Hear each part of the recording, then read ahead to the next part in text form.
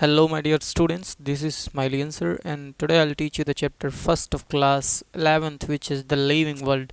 So let's get started beta. In this chapter we have to discuss about the living organisms. Okay beta, हम इसमें living organisms के बारे में पढ़ेंगे, ठीक है ना। और ये चैप्टर हम स्टार्ट करेंगे फ्रॉम द इंट्रोडक्शन। ठीक, इंट्रोडक्शन से स्टार्ट करेंगे, एकदम बेसिक से चल रहे हैं।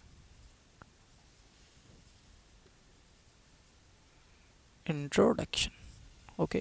और इसका इंट्रोडक्शन स्टार्ट होता है एनसीईआरटी की फर्स्ट लाइन से, आई थिंक वो फर्स्ट ही लाइन है। और उस लाइन को हम बोलते हैं how wonderful is the living world. क्या बोलते हैं? How wonderful is the living world. चलिए लिख लेते हैं।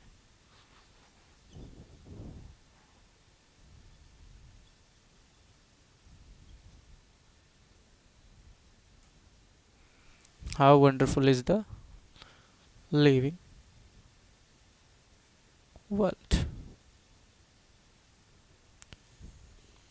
लिविंग वर्ल्ड को बेटा हिंदी में जीव जगत भी कहते हैं। अब आपको शायद और अच्छे से समझ में आ गया होगा, इसको बोलते हैं जीव जगत। क्लियर? तो एनसीईआरटी की जो पहली लाइन है बेटा, ये how wonderful is the living world, मतलब जो हमारा जीव जगत है कितना आश्चर्यजनक है। तो ये बात बिल्कुल राइट है, लेकिन किसी भी चीज़ को आश्चर्यजनक कहना है हमें तो भाई उसमें कुछ अच्छाइयाँ देखनी होंगी ना, तभी हम उसको आश्चर्यजनक कह पाएंगे। तो चलिए हम अपने जीव जगत मीन्स लिविंग वर्ल्ड में देखते हैं उसकी अच्छाइयाँ। तो लिविंग वर्ल्ड को वंडरफुल बनाने के लिए दो चीज़ें हैं जो उसे वंडरफुल बनाती है। पहली उसकी फीचर्स और दूसरा उसकी ब्यूटी। ठीक, फीचर्स और ब्यूटी, सिंपल सी बात है। किसी भी चीज़ को आप वंडरफुल कहेंगे तो उसकी क्या देखेंगे? पहले तो फीचर्स देखेंगे, फिर उसकी ब्यूटी देखेंगे आप, है ना। तो सेम चीज़ हम अपने लिविंग वर्ल्ड में भी देखेंगे। अगर हम डिस्कस करें बेटा उसके फीचर्स की सबसे पहले, तो क्या फीचर्स हैं जो हमारे लिविंग वर्ल्ड को वंडरफुल बनाते हैं, आश्चर्यजनक बनाते हैं। ठीक, तो पहला फीचर है द वाइड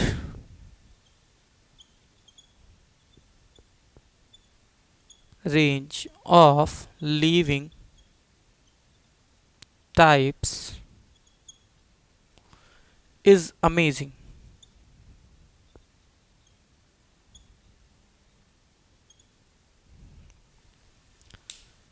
जो लिविंग टाइप्स है मतलब different kinds of living organisms जो है हमारे लिविंग वर्ल्ड में प्रेजेंट हैं, तो वही कहा है इसने कि वाइड रेंज, बाहरी मात्रा में लिविंग के टाइप्स हमारे लिविंग वर्ल्ड में प्रेजेंट हैं जो काफ़ी अमेजिंग है।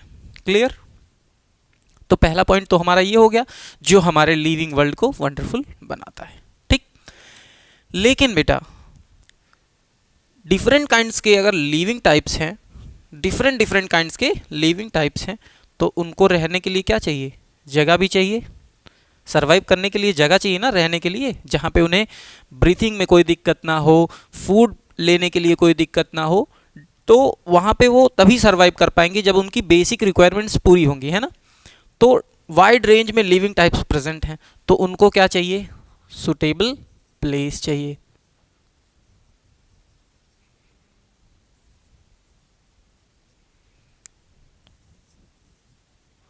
for their survival। ठीक, they need suitable place for their survival। is it clear? अब देखिए बेटा, तो जो सुटेबल प्लेस उनको चाहिए वो कौन प्रोवाइड कराएगा? लिविंग वर्ल्ड प्रोवाइड कराएगा। कौन प्रोवाइड कराएगा? Living world. और उस सुटेबल प्लेस को बोलते हैं, जहां पे वो अपने आप को सरवाइव करते हैं, उसको बोलते हैं हैबिटेट। क्या बोलते हैं बेटा? हैबिटेट। क्लियर है? तो आपको पहला पॉइंट आई होप समझ में आ गया होगा। ठीक, तो हमारा दूसरा पॉइंट जो है बेटा वो यही है कि suitable place for their survival available है, उनको रहने के लिए सुटेबल प्लेस अवेलेबल है। और देखिए सुटेबल प्लेस तो अवेलेबल है ही, मींस हैबिटेट तो अवेलेबल है, लेकिन सपोज मान लीजिए कोई ऐसे ऑर्गेनिज्म है जिनके लिए स्पेशल तरीके का सुटेबल प्लेस चाहिए, ठीक है ना, तो वो भी अवेलेबल है। तो जैसे कि हम देख पा रहे हैं हैबिटेट दो तरीके के होते हैं, एक तो नॉर्मल होता है और दूसरा एक्स्ट्रा ऑर्डिनरी होता है, एक्स्ट्रा ऑर्डिनरी। ठीक, नॉर्मल क्या होता है बेटा, नॉर्मल हैबिटेट तो आप जानते ही होंगे, जैसे ग्रासलैंड, ग्रासलैंड मतलब जहां पे घास वगैरह हो, ऐसी फील्ड, वहां पे लोग जो ऑर्गेनिज्म सरवाइव करते हैं उसे कहते हैं ग्रासलैंड हैबिटेट। ठीक, नॉर्मल। दूसरा अगर हैबिटेट की बात करें, नॉर्मल हैबिटेट, तो पॉन्ड वगैरह आपने देखा ही होगा, पॉन्ड में भी कुछ ऑर्गेनिज्म रहते हैं, तो ये तो नॉर्मल तरीके के कुछ हैबिटेट्स के एग्जांपल मैंने आपको बता दिए, ग्रासलैंड और पॉन्ड। लेकिन अगर कोई ऐसा ऑर्गेनिज्म है जो नॉर्मल हैबिटेट में नहीं रहता है, नॉर्मल हैबिटेट और भी होते हैं, डिफरेंट डिफरेंट काइंड्स के नॉर्मल हैबिटेट्स होते हैं, लेकिन कुछ ऐसे ऑर्गेनिज्म होते हैं जो नॉर्मल हैबिटेट में सर्वाइव नहीं कर सकते हैं, तो उनके लिए बेटा extra ordinary habitat living world provide कराता है। ठीक, तो सेकेंड पॉइंट जो है हमारा है एक्स्ट्रा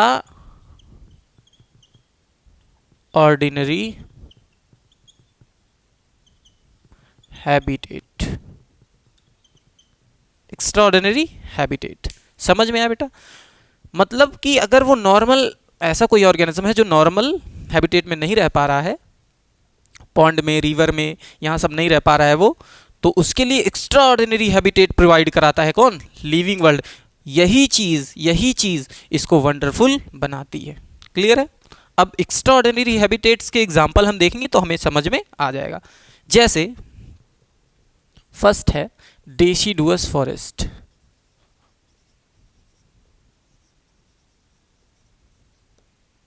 ठीक, डेसिडुअस फॉरेस्ट्स, और दूसरा है ओशियंस, तीसरा है fresh water,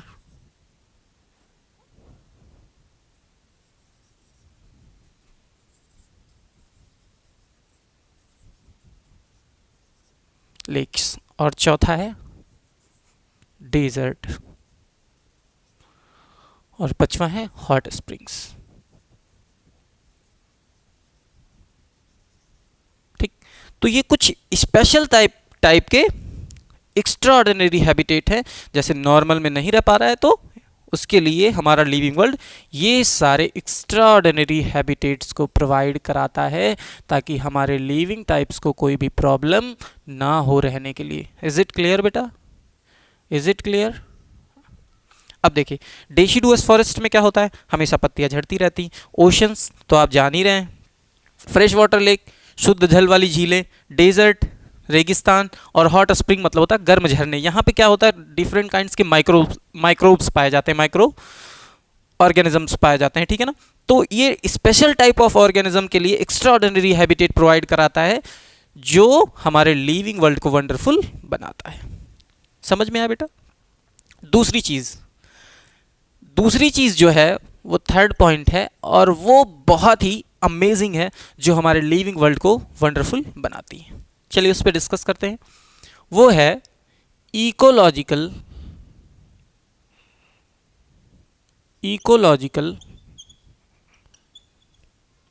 corporation between organisms. Ecological cooperation between organisms. Ecological cooperation से पहले हम आपको बताते हैं इकोलॉजिकल रिलेशन क्या होता है, ठीक है ना। जब ढेर सारे ऑर्गेनिजम्स के बीच में कोई रिलेशन होता है, समझ रहे हैं मेरी बात, वो नहीं फूआ फुफ्फा वाला, वो नहीं। इकोलॉजिकल रिलेशन मतलब relation between the organisms, okay, उसको बोलते हैं इकोलॉजिकल रिलेशनशिप। ठीक, एक एग्जांपल से समझेंगे, आपको समझ में आ जाएगा। जैसे देखिए प्लांट्स का पॉपुलेशन ले लेते हैं, किसका? प्लांट्स का पॉपुलेशन ले लेते हैं और एनिमल्स का पॉपुलेशन ले लेते हैं। ठीक, यहां मैंने प्लांट्स का पॉपुलेशन लिया और एनिमल्स का पॉपुलेशन लिया। अब देखिए बेटा, ये दोनों एक दूसरे पर डिपेंड हैं। किस लिए डिपेंड है ये समझेंगे। एनिमल्स प्लांट्स पर डिपेंड है और प्लांट्स एनिमल्स पर डिपेंड है फॉर ब्रीथिंग। किसके लिए? ब्रीथिंग के लिए। ठीक, अब ब्रीथिंग के लिए एक दूसरे पर डिपेंड है ना, आप पहले से भी सुने होंगे। प्लांट्स को क्या चाहिए?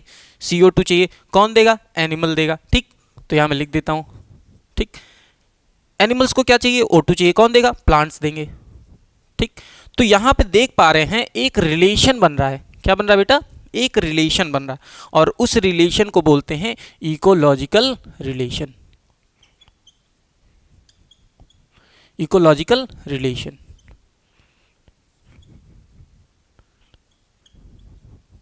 ठीक, ये हो गया इकोलॉजिकल रिलेशन। अब देखिए इन दोनों के बीच में जो सामंजस्य बना हुआ है, कॉपरेशन जो बना हुआ है, उसी को बोलते हैं इकोलॉजिकल कॉपरेशन। ये दोनों के बीच में जो कॉपरेशन बना हुआ है, कॉपरेशन बना हुआ है, सामंजस्य जो बना हुआ है, उसी को बोलते हैं बेटा इकोलॉजिकल कॉपरेशन। यहां मैं लिख देता हूं।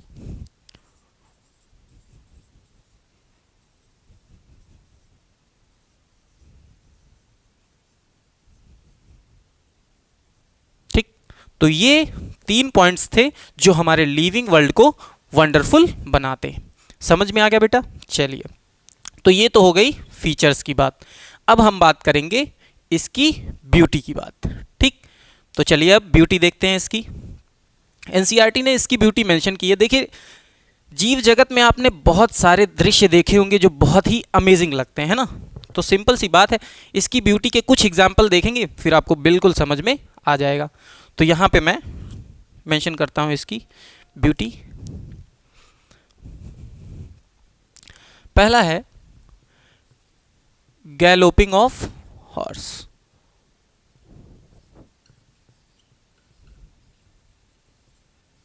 पहली ब्यूटी, गैलोपिंग ऑफ हॉर्स मतलब सर पर दौड़ता हुआ घोड़ा। बेटा, जब आप सर पर दौड़ते हुए घोड़े को देखेंगे बहुत ही अमेजिंग लगता है देखने में, है ना।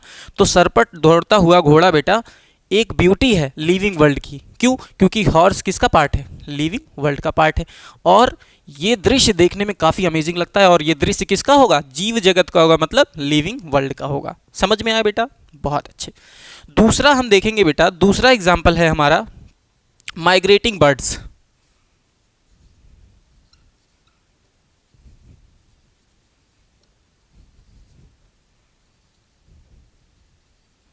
ठीक, जब बर्ड्स माइग्रेट करती हैं, एक जगह से दूसरी जगह जाती हैं, आप आसमान में देखे होंगे ढेर सारी चिड़ियाँ एक जगह से दूसरी जगह जाती होती हैं, है ना।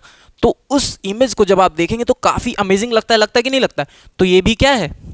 लिविंग वर्ल्ड की ब्यूटी है, ब्यूटी का एग्जाम्पल है बेटा। और ये बहुत वंडरफुल बनाता है हमारे लिविंग वर्ल्ड को। ठीक, तो ये 2 एग्जाम्पल्स हो गए। तीसरा एग्जाम्पल है हमारा जो है बेटा, वो है valley of flowers.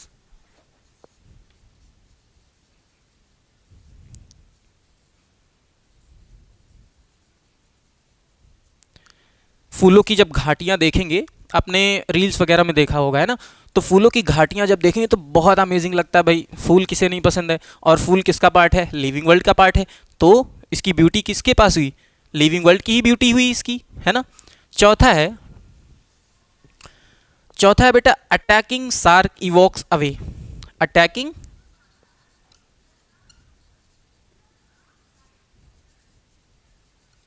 Shark evokes away. Attacking shark evokes मतलब आक्रमणकारी जो शार्क होता है जब अपना खौफ पैदा करता है पानी के अंदर, तो वो इमेज तो भाई बहुत अच्छा लगता है। तो ये 4 एग्जाम्पल थे बेटा जो हमारी लिविंग वर्ल्ड के ब्यूटी के एग्जाम्पल थे। किसके एग्जाम्पल थे? ब्यूटी के एग्जाम्पल थे। ठीक, तो ये हो गया भैया बेसिक सा इंट्रोडक्शन लिविंग वर्ल्ड का। ठीक, नेक्स्ट लेक्चर में हम देखेंगे कि लिविंग्स क्या होते हैं, इसको देखेंगे। ठीक है ना। तो ये लेक्चर अभी हमारा इंट्रोडक्शन बेस्ड था।